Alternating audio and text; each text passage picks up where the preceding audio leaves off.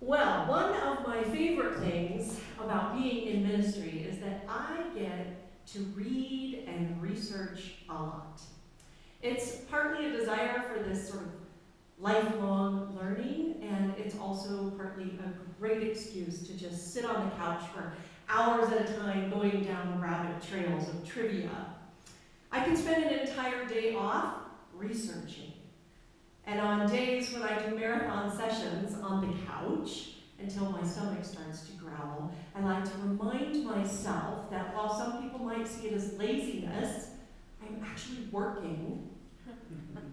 And these rabbit trails are how I came across the story of the lawn chair man. On a summer day in 1982, a man named Larry Walters tied 40 helium weather balloons to a metal lawn chair and strapped himself in for what he thought would be a fun flight over Southern California. In his backyard in San Pedro, California, he armed himself with a pellet gun, a CB radio, which some of y'all might remember those, a peanut butter and jelly sandwich, and some beer. His idea was to cut the tethers and then float 30 feet or so above the ground. He thought he might float over near the mountains, and then when he was ready to set down, he'd just take the pellet gun out, shoot out a couple of the weather balloons, and gently float back down. But when his friends released the first tether, Larry shot up like a rocket, snapping the second tether, sending him 15,000 feet into the air. Now, it was about that point that Larry's glasses flew off his face, so he couldn't see anything. And somewhere around that time, he found himself drifting over toward the Long Beach airport. So you can imagine the surprise on a couple of pilots' faces when they saw a man in a lawn chair floating 3 miles in the sky. Larry did eventually come down, but not before he got entangled in some power lines, knocking out all the power to the Long Beach area. You cannot make this stuff up. Apparently, sometime after Larry crashed, though, he was asked why he did it. And Larry said, well, a man can't just sit around. Ironic, since he was sitting. And as I, ironically, sat there on the couch reading this story, I thought, you know what, he is right. We are constantly in a state of moving forward towards something. Even the act of sleeping, or sitting in a chair, or watching the clock tick is a movement forward. Time itself is a poignant reminder that we are constantly being propelled forward, whether we're ready or not. And at times like this, when we have so much happening in the world, it seems like life is moving at lightning speed, and we aren't even sure what our next right move is going to be. This is a ridiculous, silly story, but it reminds me this time in our life of his mantra, you can't just sit there. It reminds me too of Dory, the little absent-minded fish in the movie Finding Nemo, who just sings, just keep swimming, the entire time through the movie. Forward movement. Think about that. When we are moving forward, we are daring to imagine a better world. Imagination fuels hope, and it's a hope that there is something better coming. There's a better future. I can imagine a better future. Each and every Sunday, we pray together the words of the Lord's Prayer, Thy kingdom come, Thy will be done on earth as it is in heaven. Think about the hope, the imagination in that statement. We are literally saying that we can imagine a better world, a perfect world. We can see in our mind's eye, and we are praying that God help us to deliver that world on earth now.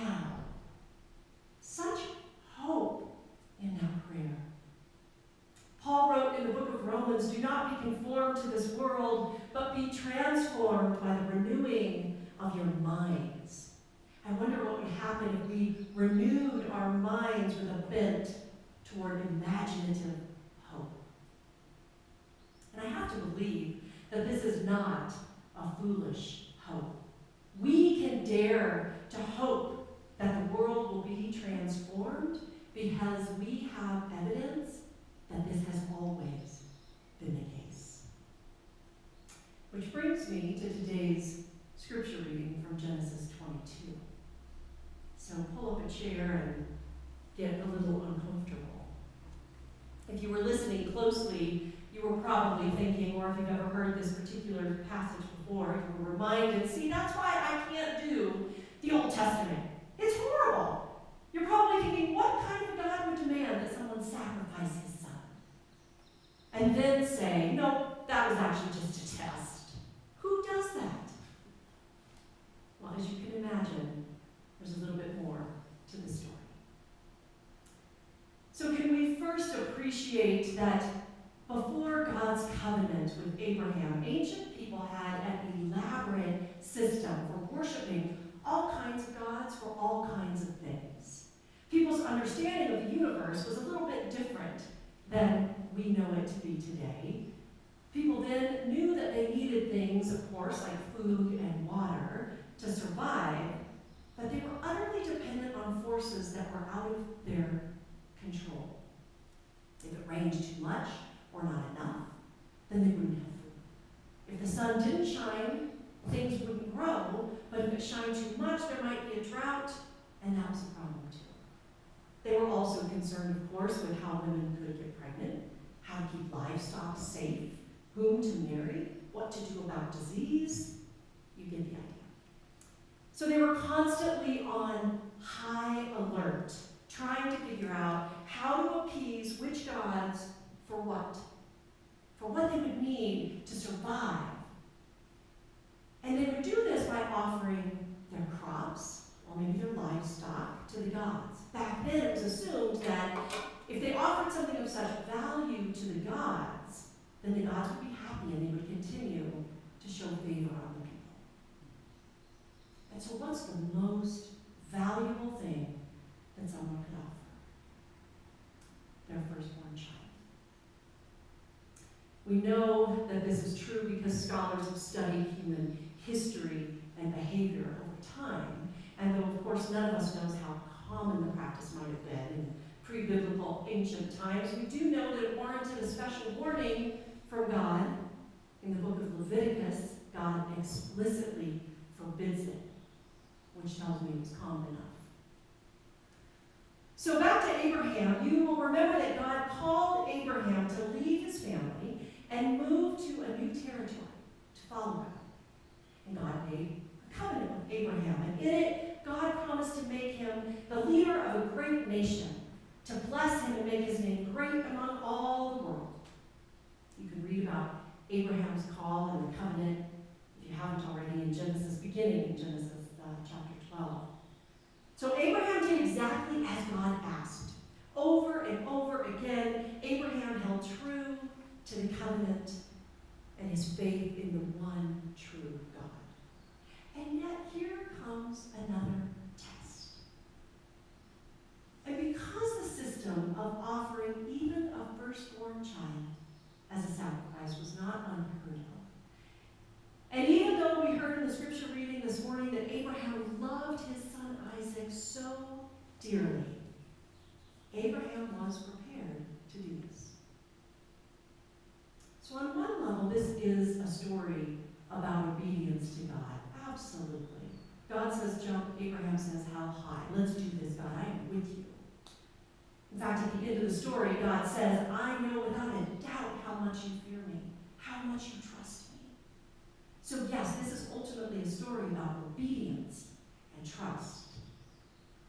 But there's something else going on here for us as people who follow Jesus in the 21st century.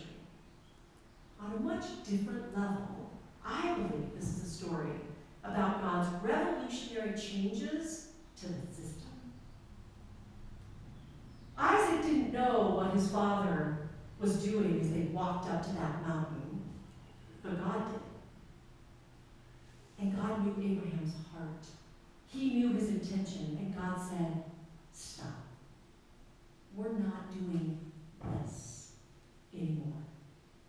We're doing a new thing. God stopped Abraham and provided a ram as an alternative. Now today, we might look at even animal sacrifice as repulsive, primitive, and it is to us. But at the time, it was innovative. It was God entering into relationship with people and saying, let's move this thing forward one giant step. Our God is not static. For us to think that our religious systems, our nations, our perceptions, our beliefs would not progress forward is to miss the entire trajectory of God's relationship with people over time. You see, God first came to Abraham in a time in civilization when people believed in worshiping many gods. And he said, trust me, there's only one. And the story of human relationship with the divine began to shift right then. Now, sometime later, God planted a seed of empathy within Moses that caused him to see the slavery of the Hebrews in a new light. And things shifted again. And through Moses, God gave the Hebrews rules for living. A lot of them, by the way, we're going to talk about that in a minute. These rules are found in the first 5 books of the Hebrew Bible, or what we call the Old Testament, and they were designed for the people so that they would begin to treat each other with dignity and respect. The laws weren't meant to oppress people or subdue them, they were meant to free them by helping them to learn how to live in community without killing each other. Later, God called a foreign-born woman named Ruth to stay with her mother-in-law and start a new life, one that would lead to the line of David and ultimately to Jesus. These are just a few of the ways that God transformed the old to usher in the new. And how God did it was by being in relationship with people. God uses all of us, our best and our worst, to bring about change. And when we are faithful and obedient to that call, look out, world. I don't know where this pandemic and this time of national uncertainty is leading us. None of us does. But what I do know is what God has done before. God is continually moving us forward, innovating, pushing, guiding, transforming. Locally, right now during this pandemic, the response to COVID has resulted in massive innovation. I want to give you a couple of examples. Our school district right here in Aspen, not only, of course, like every school, had to invent online classrooms for their students and teachers, but one of my favorite examples of innovation is that the Aspen Family Connection Center, which is part of the school district, realized immediately that some of their students rely on the schools for 2 meals a day. And with their parents, many of them out of work because the resort, of course, shut down, they were not being fed, or there was a chance that they would go hungry. And so Catherine Sand, who's the director of the Family Connection Center, jumped in. Within 1 week of the shutdown, she had organized a cadre of volunteers and was out in front of the schools handing out bags of groceries to anybody who needed. And 400 families came. Her efforts, along with all of the people who volunteered to step up, including many of us here at the Snowmass Chapel, have made a huge difference for people in the Roaring Fork Valley. It wasn't her job. It wasn't in her job description. I don't know that the Resource Center had ever even provided food for people, but thanks to her and her quick action, hundreds of people now don't worry about where they're going to get their next meal. And a new system is in place for food distribution going forward for people who need it. Another example that I absolutely love is what our local officials have done for the homeless in Aspen. As many of you know, our homeless shelter only operates from December through March. That leaves a lot of cold months for those of you who don't live in the mountains. And with the shutdown, there were added factors about trying to protect this vulnerable population from getting sick. And so the community came together and they created this safe outdoor space for those who needed it. And they provided tents and sleeping bags and an outdoor shower. And they have 2 community staff members whose job it is to check in on the homeless there throughout the day. Now that's far from a perfect solution. And by the way, Aspen needs a solution, long-term solution to the homeless problem here. But this safe outdoor space is an innovation.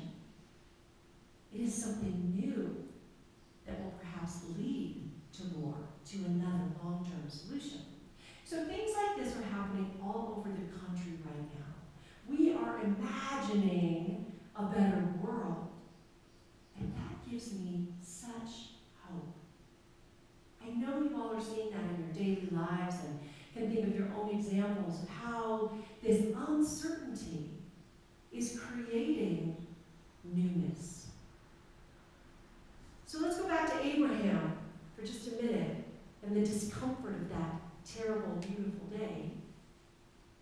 Remember that in addition to the sacrificial rules between God and Abraham, I mentioned there were a lot of laws that were handed down to the Israelites. The most famous, of course, are the 10 Commandments, but all told there were 613 laws.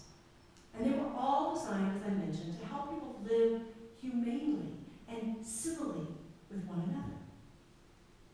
Fast forward 1,500 years or so, and Jesus comes along. And Jesus says, okay, we've evolved yet again. And what I mean by that is we've evolved our consciousness. We've evolved spiritually. We have broadened our perspective and our ability for high-level thinking. And so Jesus says, we're doing away with the old again. And we're going to filter all those 613 laws down to one. Love. Love unconditionally. Jesus said, a new commandment I give you, love one another. That is how we will change the power structure of the Roman Empire.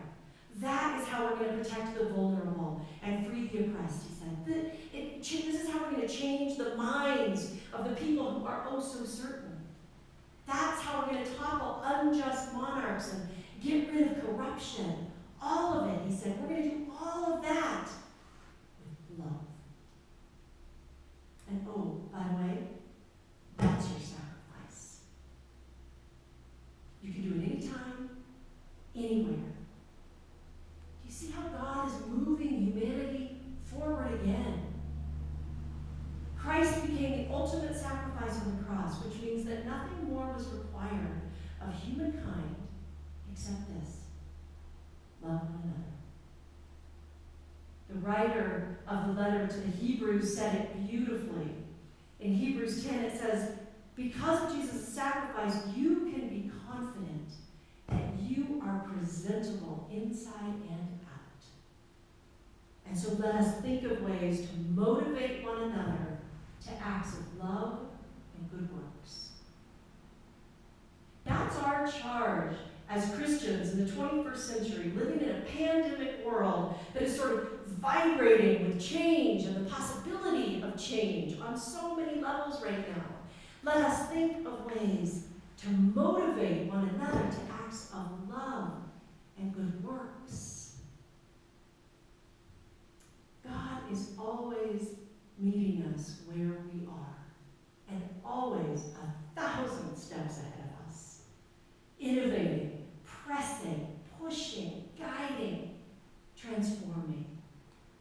God keeps moving the yardstick on us, inching us toward some divine place that's here. It's here. and it's here. God is showing us what it looks like to be faithful right now, to stand in awe of the Lord today. God sees our faith and keeps reaching down into this mess of world and redeeming us one person at a time, one recovery at a time, one marriage at a time, one forgiveness at a time. And as we're redeemed, we begin to see where we too can help redeem the world. How we can free ourselves from old systems, old ways of oppression, injustice, greed, things that not only don't serve us now, but never have. We innovate, we transform, we bring about the kingdom of God on earth as it is in heaven. So, what kind of God would test humankind and then change the rules in order to topple the existing system and power structure of the day? Our God. So I invite us now, as we pray together, to just take a moment and let your imagination go as you envision